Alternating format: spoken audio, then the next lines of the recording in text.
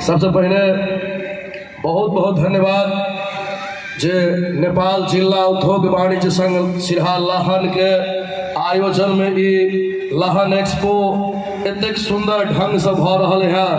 आज छठम दिन छिए। आयोजक के मूल अध्यक्ष श्री विकास शारदा जी के बहुत बहुत धन्यवाद।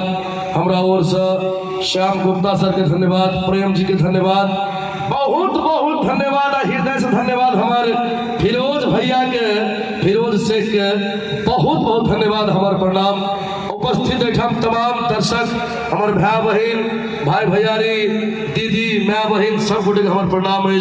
हम आँख से जरूर नहीं देखे छी, लेकिन हम देखे छिए ई बात हम तेसर आँख से देखे छिए। ते अहाँ लोग आई हम जे भी किछु सुनाब, एकटा हमर गुरु के संगीत में एकटा ट्रैक सुनाब, बाकी बात सबटा म्यूजिक अरेंज कैल टोटल हम अपने सुनाब।